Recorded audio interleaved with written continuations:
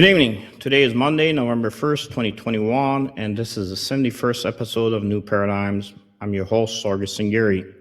Joining me tonight is an American patriot, Michael Scheuer, who served in the CIA for 22 years and left in 2004.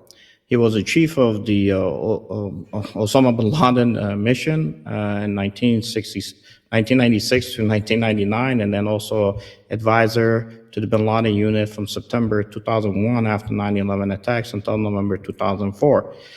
He is also known as the anonymous author of the 2004 book, Why is America Losing? The War on Terror, and the earlier anonymous work, Through Our Enemy's Eyes, Osama Bin Laden, the Future of America. And they also, they anonymously published policy associated with his name, was mentioned in an Osama Bin Laden statement on September 7th, 2007. According to Bin Laden at that time, quote, "If you want to understand what's going on, and if you would like to know why you are the reasons that you're losing the war against us, then look at the book by Michael Scheuer." Michael Scheuer and Colonel Mike, who's not able to be with us today, host the podcast of Two Mikes, which looks at current events, their pro-American constitutional perspective. And also the gentlemen have been on the radio for 6 years and have broadcast from the Freedom First Network. Mike, it's good to have you here. I'm sorry we've had some technical difficulties today. We couldn't get Colonel Mike with us, but it's an honor to have you here today. Much appreciated. You're very kind, sir. If you realized my technical capabilities, you had a cakewalk compared to what I get myself into. Well, like they say, everything happens for a reason. Yes, as I told folks, I can blow up your house with an egg timer, but God forbid if I can try to get something done on a PC and jumping between a Mac and a PC makes life really miserable for us. It's a little difficult. I usually have to call my 10-year-old grandson.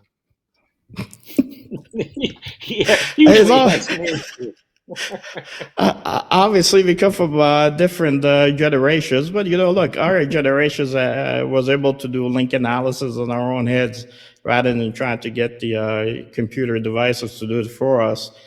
With that said, look, I know that you were on the Bin Laden unit prior, of course, to 9/11, and you kind of saw it coming. I wanted you to kind of tell us a little bit about how you get assigned there, your history, and then from there we could take a look at where we are today in foreign policy. All right. Well, I came into the agency in 1982, and I worked on NATO issues, and that cured my insomnia. And so in 1985, I moved over into the Near East area and worked on Afghanistan supporting the Mujahideen against the Soviets, and I worked there from 1985 until 1985 to 1992. In 1993, I went to the CIA's Counterterrorism Center and worked on what they called at that time Islamist radicals. And at that time, it was a little bit of Osama bin Laden and a lot of Algerians, a lot of Egyptians, Zawahiri and the Gamat. And then in late 1995, they set up a special operation, a special station to go after Osama bin Laden and Al-Qaeda. And I was there, as I think you said in the introduction, from late 1995 until July 99, and we had, to be fair, Osama bin Laden should have never lived to execute the operation on 9/11, but the Clinton administration failed or refused to take the opportunities they had to kill him. From 99 until 2001, I worked on Afghanistan from the angle of heroin. And then after 9/11, I went back and spent 3 years being the senior advisor to a much bigger Bin Laden, post 9/11 Bin Laden unit. And that's kind of my career history, and a very good career. I'm very thankful to the American people for the paying my salary and allowing me to learn so much that I didn't know and unlearn some things that I did know. So that's my story, sir. Oh, look, Michael, I know it's complicated, but God bless you for doing what you did for the country. I know that you mentioned the Clinton camp really didn't take the shot when they could. I'll tell you, when I was doing my regional studies, I was looking at Rwanda, and I know in Rwanda, when initially the killings were taking place, and the briefing was made to the Clinton, inner circle. Susan Rice had said the first words out of her mouth after she received the news: "How's it going to affect us in the midterms?" And I'm not sure if there was politics really involved behind why Osama bin Laden wasn't killed early on. Has there been a change, you think, from how the agency maybe goes forward with what you could talk about between Well, that time period and where we are today? I think over the course of my career, and I didn't have a great deal of contact with the White House, but everything you do is sooner or later comes to have to have some kind of a say from either a lawyer or the White House or both.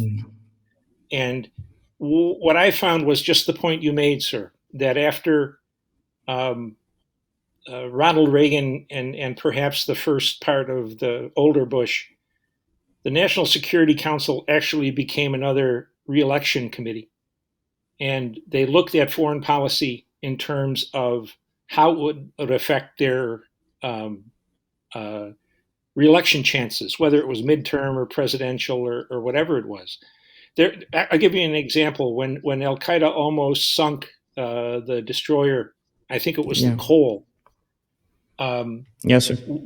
we knew who that was, and Clinton came on the radio or on the TV and said, "Well, my intelligence services can't guarantee who it was." Well, we could, because the year before, on the same night, they tried to hit another American ship in that harbor, and they overloaded the boat with dynamics or explosives, and the boat sank. So we knew who exactly did it. And Clinton wanted to make sure, if he could, that that fellow from Tennessee became his successor, the vice president, Gore. And that seemed to me to be the one big change. The other big change, and perhaps the more dangerous, is that within the agency itself on the seventh floor, which is our brains trust and leadership, um, very seldom when you proposed an operation of any kind that was to protect Americans or save American lives, that was never the question that they asked.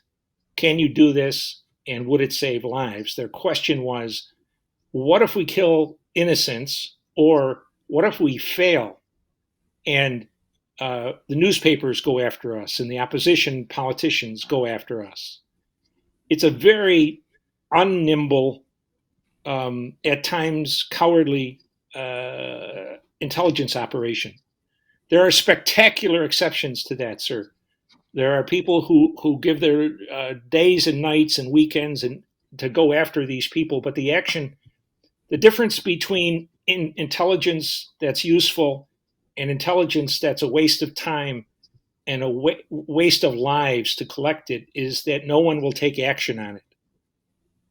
And I left the agency believing that it was just happenstance that people didn't think it was a good enough operation. They didn't think whatever they thought. But the longer I'm away from it, the more I see what's going on in Afghanistan now and what goes on in Iraq and what, as you mentioned, what's going on in Syria. My own impression is they're never in it to win. They need, for whatever reason, the violence. They need the wars. They need to they need to preen a lot. They need to say that I'm the leader of the free world. Well, there's not much left of that free world at the moment, and we've led it to where it is.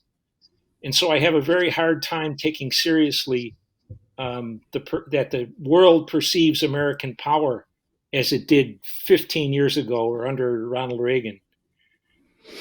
I No, think Trump. Yeah. Go Go ahead. Go ahead, sir. ahead. No, I No, was I just going to think say, oh, I'm going to shut up and let you talk, sir. Go ahead. I think people are here to listen to you. They see me Oh, every week, but I'll give you the floor. well, all I was going to say is I think that Trump raised within our opponents a belief similar to that, maybe even more striking because of his personal speech and his personal style, that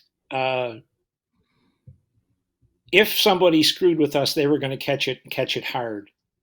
And I think that was the basis of what he agreed to do in Afghanistan. And I think the Taliban believed that if he was going to run that evacuation, they were not going to get messing around with him because he would have killed a lot of them with perhaps the same ruthlessness he killed Iranian intelligence director. So, I think generally speaking, we're in a tough position, the United States, because our power is not credible. Our general officers are not credible.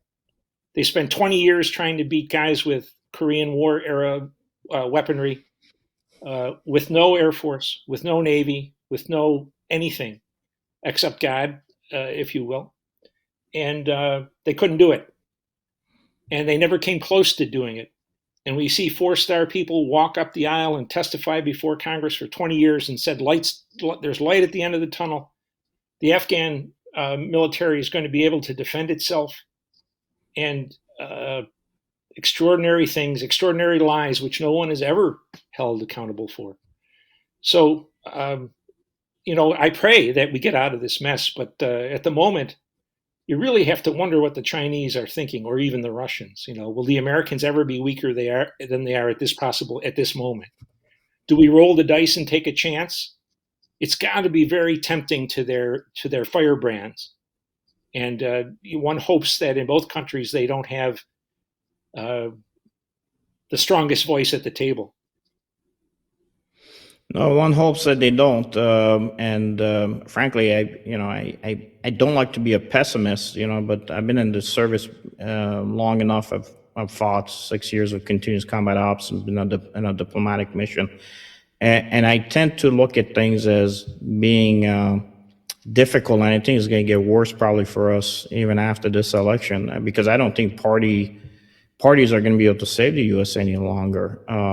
They have vehicles to get to a point where you could be at the decision table, but if on both sides of the aisle, all you think about is the next election, it doesn't really matter.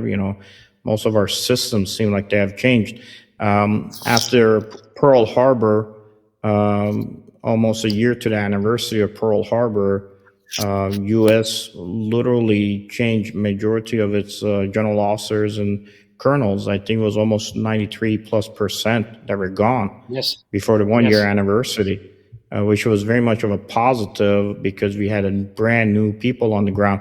I truly believe, and I've said this before, that the only reset probably globally would be a war with China. I don't know if there's a will for it.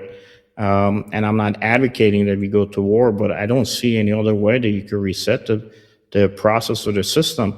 Look, in 2006 and 7, we were picking up guys in Al Anbar, and some were saying we're Al Qaeda, others were saying we're ISIS. And I don't know how anybody didn't know what that meant, and it was being reported to the government of Iraq, and also was being sent up to the systems. And one thing for me, as a personal note, I've never mentioned it before, was that unfortunate piece for me was, I guess fortunate for me if I wanted to kind of build my reputation, but we were getting station chiefs were coming in, maybe spending a week or so and moving out. And I ended up giving briefings when the Navy Tasking Unit was there on what the link analysis is.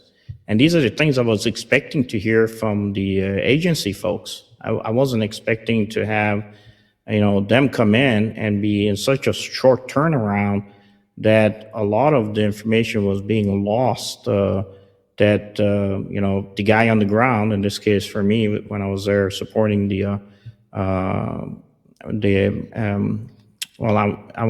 we were supporting Navy Tasking Unit and and the different SF groups that were there before, as we went through the surge, my team stay there, was something unique at the time.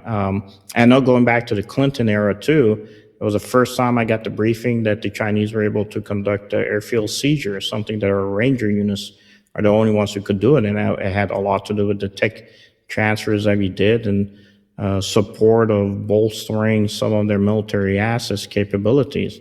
So fast forward where we are today with Afghanistan.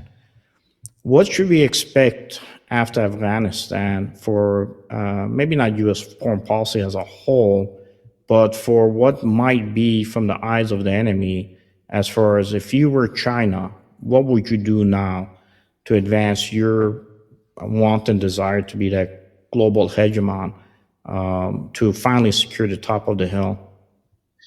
Well, what I'm hoping they'll do is to get more and more involved with Pakistan and Afghanistan, because I think my own experience with the Chinese is limited, but it had to do with the Afghan Mujahideen, and it involved close discussions with PLA people and diplomats, and they have an intense contempt for the Afghans as human beings, and have no respect, of course, at all for their religion.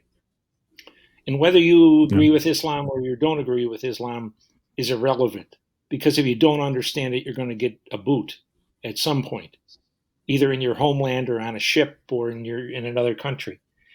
And I think the Chinese are just arrogant enough to think they're going to do what no other superpower has ever done on this earth. And the idea that they're going to run that Belt and Road thing through lower Central Asia, Afghanistan, and their colony in Pakistan, I think, is something only an arrogant and hubristic organization could think. I think they're going to get bled there. And I hope that's the case. God, you think that God would give the Afghans a break after nearly 50 years of fighting, but it looks like there's another one on tap.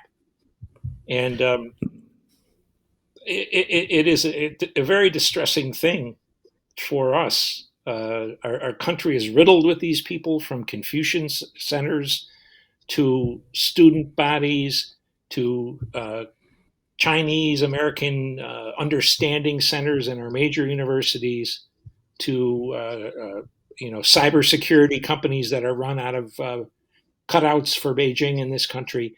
It is an extraordinary threat, sir, and I tend to agree with you that I'm not terribly optimistic that we're in the driver's seat anymore.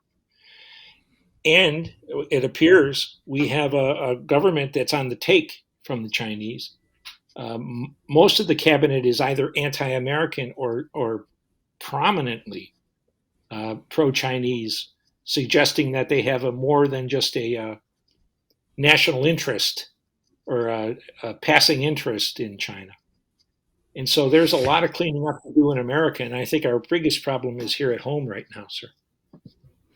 No, a friend of mine, Jason Morgan, said that the Chinese try to cultivate your mind, and I do tend to agree with that. Even just coming back from Kenya recently, they have their centers already established there, and they're very well secured. So whether it be there, whether it be Thailand, where they're trying to expand their footprint throughout Southeast Asia, my hope is, and I've said this before, and the people of Afghanistan are not happy sometimes when I say it, but the only, I think, positive for us would be, because that's really my worry about how our government works. If there's a civil war, I guarantee you we're going to find a way to choose a side. I tend to like to see Afghanistan implode, because once it implodes, you cannot choose sides anymore. And probably that's the only way you're going to see the Chinese bleed in that area, in that region. When we had a Japanese mining company that was operating in Afghanistan, and once they got attacked, it got replaced. They all left, and they got replaced by Chinese, and the Chinese company took over. But when we were peeling back the onion, we realized that the money that came to that Taliban cell that conducted the attacks was really tied to Chinese money coming through their coffers. Unfortunately, most of that money is, U.S. laundered money. It comes out of the U.S. Yes, and it gets there absolutely. laundered through these so-called non-governmental organizations. Yeah. So I I I think that's the only way we're going to be able to buffer and maybe put back China 10 years. But still, that we got to fix our issues on the back end. If we get that timeline reduced where China is at least, back on their heels, 10 years on their timeline, we got to fix our issues here. I would like to know, how would you go about maybe changing and affecting our issues here? Because if you're telling me like that we have multi officers that are just, look, we get multi officers who left Americans on the battlefield in Afghanistan left, and nobody Yes, resigned. That's beyond my understanding how that could have it's beyond happened. And comprehension. we got the same people in the State Department, though. We got guys who Yeah. are retired who go work for state, and they have the same attitude.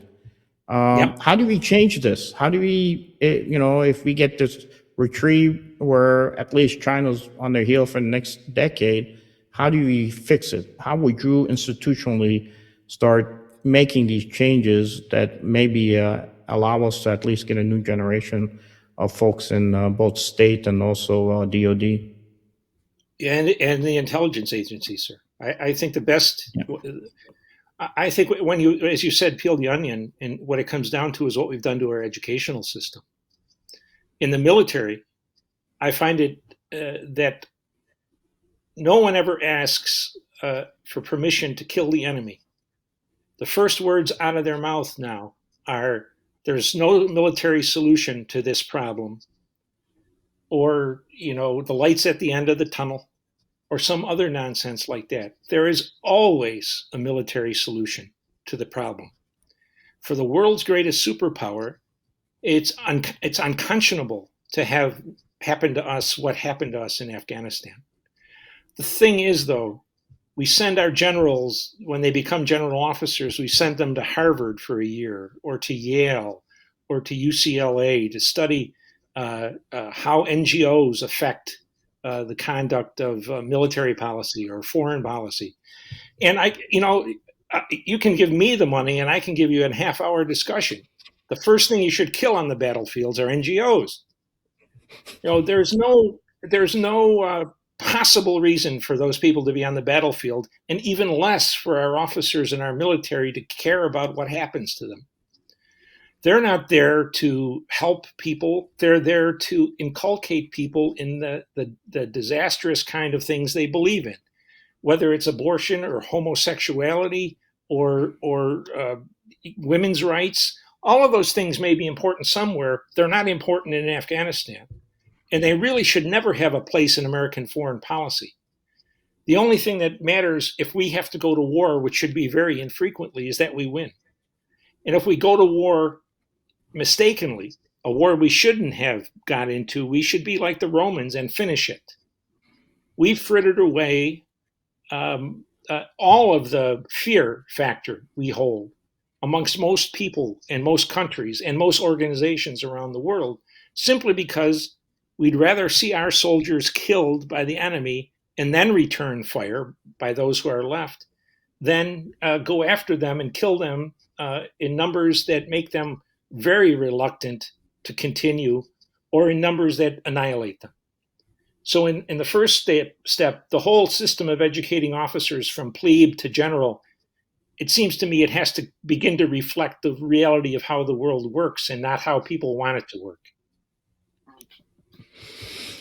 No, look, I agree. I was, as you know, in Iraq, there were certain Christians who were 1.5 million, and from 2003 on, with CG SOTF being on the ground, Navy tasking units, Delta operators, NATO, even the Koreans and the Japanese were on the ground. Those certain Christians still were attacked constantly. They kept on saying, look, we cannot operate this way, and especially if you keep on giving weapons to the enemies that are attacking us. I mean, we fast forward to the newest genocide against the certain Christians and the Yazidis in 2014, 2017. As you know, I ran the force structures for the Syrian army in Iraq, you know, you're fighting there. You're looking behind you. You know that if you go forward, the guy behind you may shoot you. Yes, sir. You go forward, you don't know if you're going to get any support from any of the allies. When France was attacked, the French came to us and said, "Look, we're ready to go." And I had worked on the Operation Collective Action that was given to the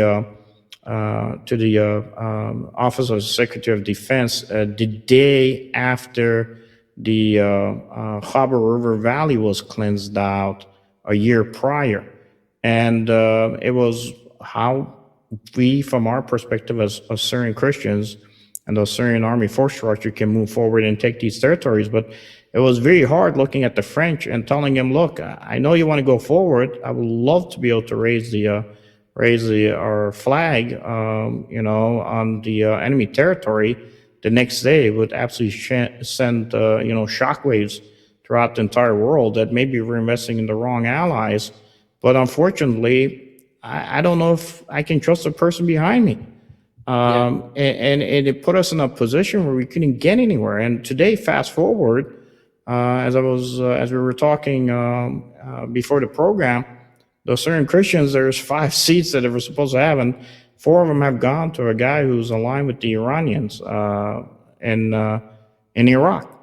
So what is there left for us except for the fact that we're planning on pulling our multi-force structures at the end of the month, U.S. multi-force structures out of Iraq, which now has led us to where we're going to be in Syria.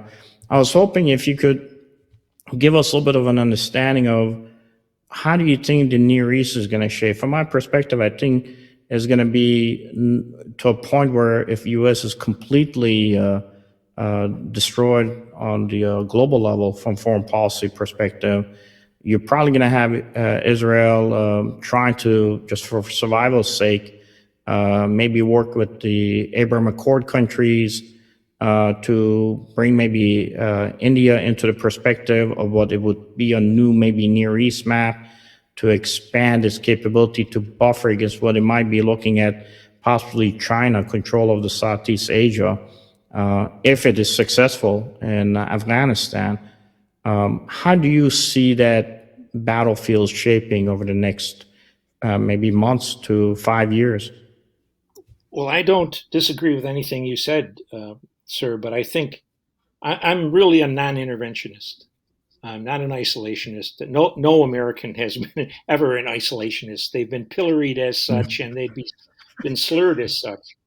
But I have to say, sir, and with all respect to you, that the ideal position for the United States is to be able to say about Kabul or Baghdad or Jerusalem or Cairo is that when somebody says who rules in Cairo, the president can say, "Who cares?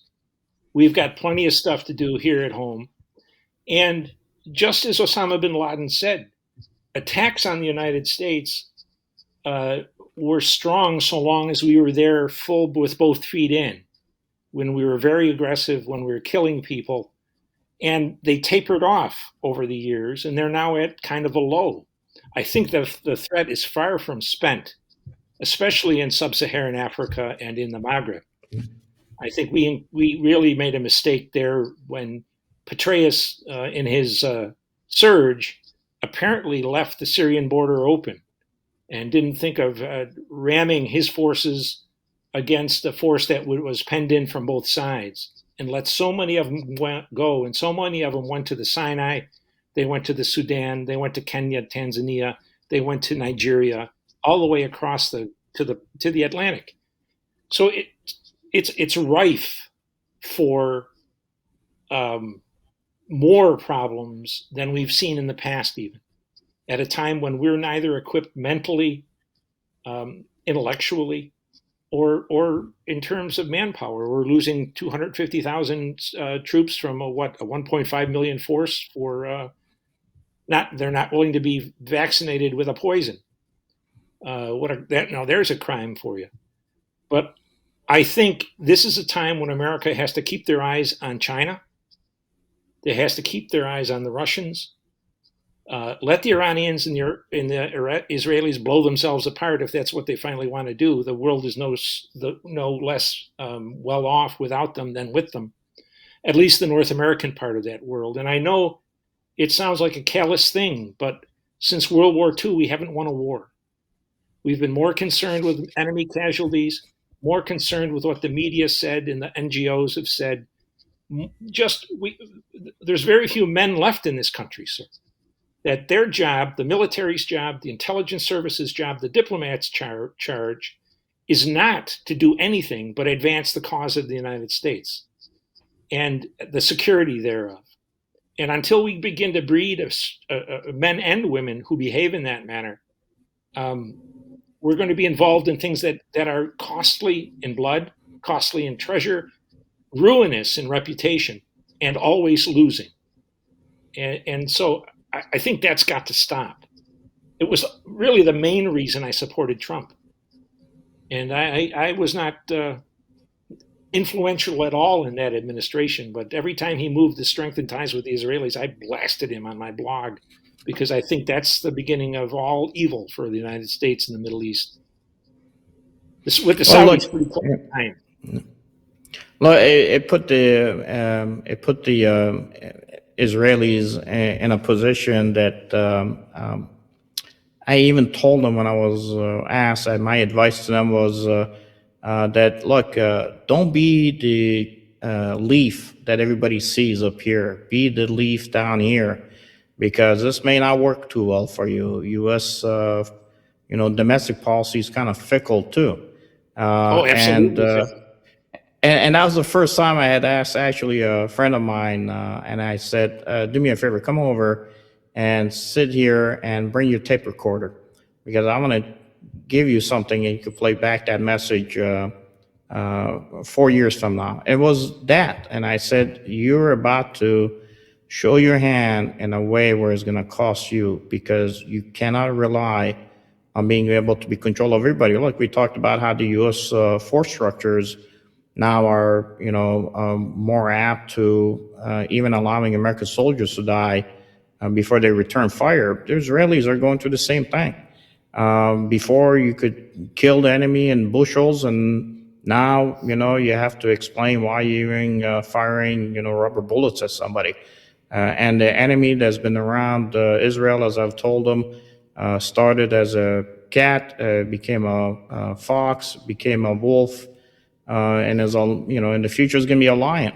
And you still haven't been able to fight against them, regardless of what your foreign policy was going back, years ago. And you're just grasping for ways of being able to defeat them. Your intel lies in the Islamic nations, because that's where it has to be. Your money lies in the Western nations, because that's the only place you could protect it. This formula is not going to work. You have to find an ally where you could divide and conquer the type of enemy that you think is out there, and it cannot be from the U.S. coming all the way down there to do it, because the U.S. really, as you had stated, and I've stated them, if in the long run doesn't have an interest in the region when it comes to some of the stuff that we were working on, whether it was being oil independent or other type of energy dependency that is right now seems like it's being reverted back to the Middle East again. Absolutely, deliberately so. Do you think this is being done to tie us back into the Middle East again, to China in this case, or do you think there's just incompetency across the board? Well, I think there's clearly incompetency, sir, but I also think that there's so much of that it's not. They can't. No one can be wrong every time in terms of what they do to support American interest and American security. And the current administration, as far as I can tell, hasn't done anything but denigrate or degrade, a better word, national security. Whether it's open borders, whether it's ending energy independence, so many things. The mess we have at our ports for no particularly identifiable reason.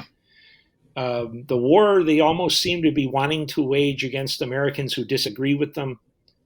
I tend to see patterns and analogies, and I think this country is much more likely to have a civil war than it ever was, or people would have ever thought it was in 1861. That war was Wow. started, the Civil War started because the South feared of what Lincoln might do in the future.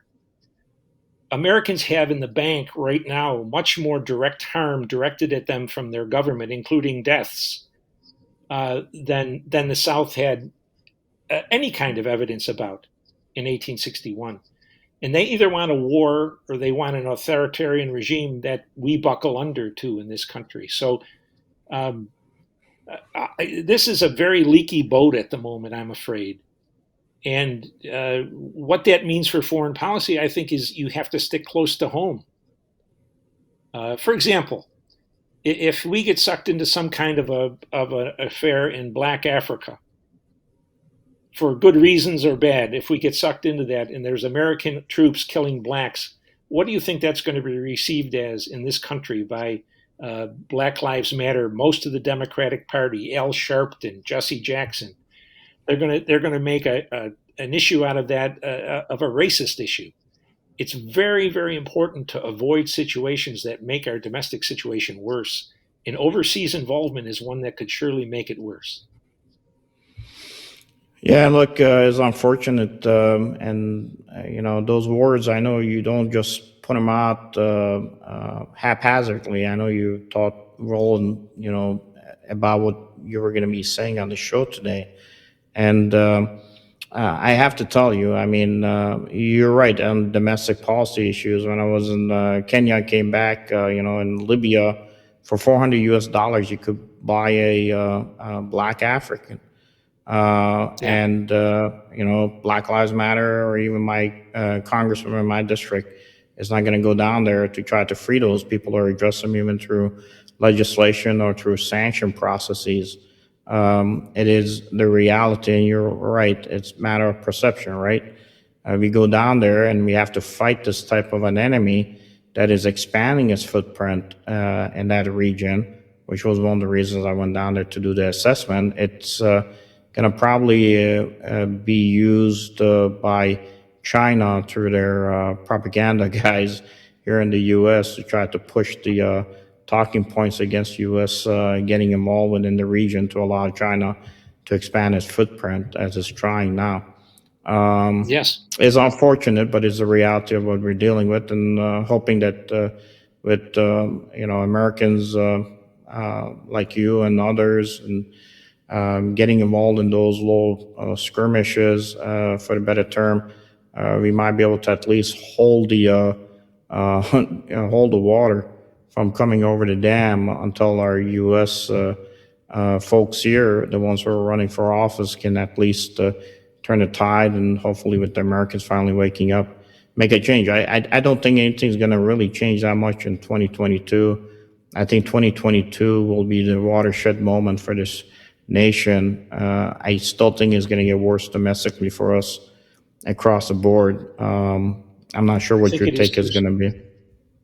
No, I'm fairly confident that you're correct on that, and I think your earlier statement about we've gone as far as we can go with parties is pretty true, because there's over 1,000, perhaps many thousands of Americans still stuck in Afghanistan, and neither Democrats or Republicans appear to give a damn about that. You don't never hear anybody talk about it. The media certainly doesn't talk about it, and so in essence, the biggest uh, hostage situation the United States has ever been involved in is occurring right now in Afghanistan through our own making. It's not the 7 guys that were held in by Hezbollah. It's not any of that kind of, which, and not to denigrate the people that got hurt, but that was a nickel and dime affair compared to 1,000 Americans at the mercies of the Taliban if this government makes the wrong move in terms of the Taliban's perception. It is an extraordinary situation, Mr. Sangari, Colonel Sangari.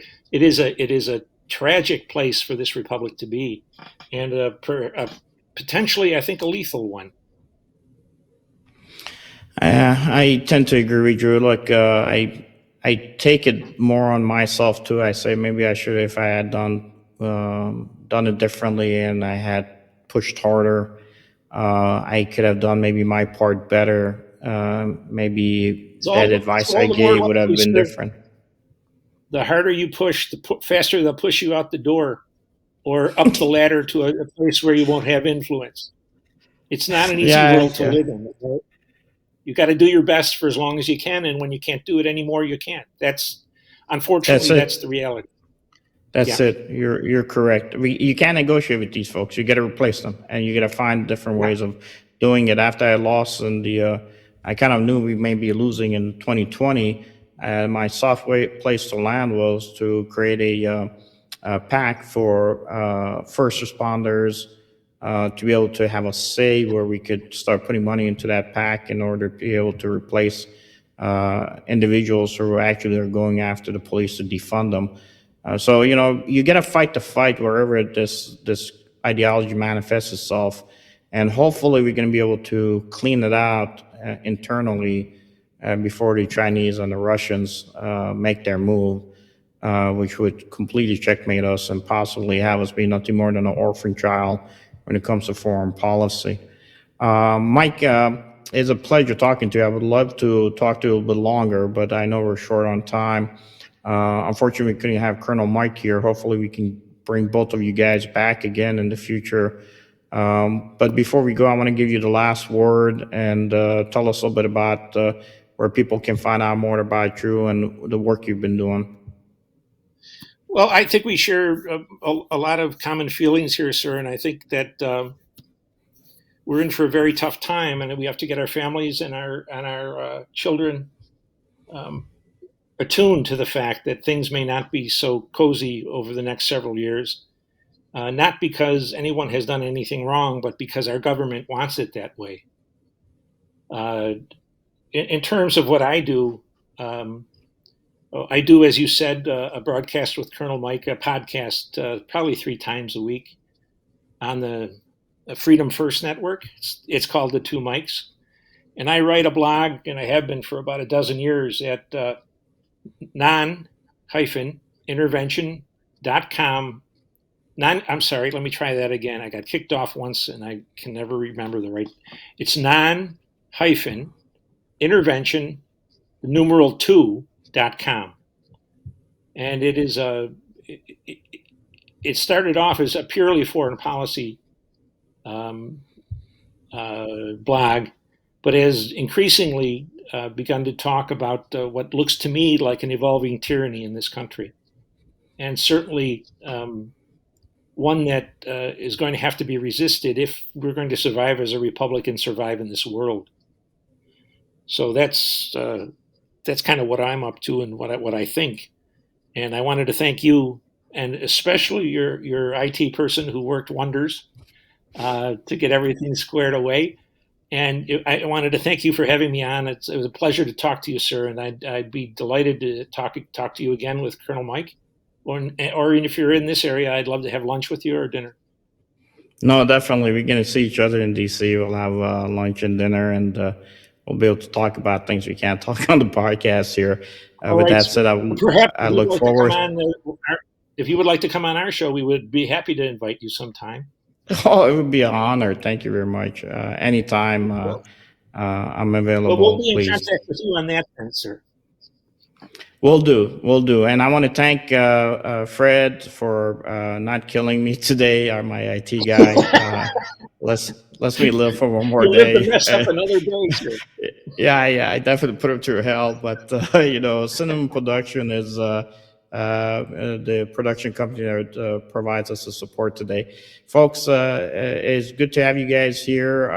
Again, please take a look at the QR as you all see, and you could go to my Scheuer log and be able to listen to them on the Two Mics podcast. If you're all enjoying our discussion, please support also our 501c3, United us in Appeal. And we know that it's going to get bad again for the Syrian Christians by next March. So we're trying to raise some money in support of them and also the Christians of South Sudan who are going through a lot of hardship today. With that said, it's great to have you here, sir, and we will see you in the future. There's new paradigms. Good night, sir.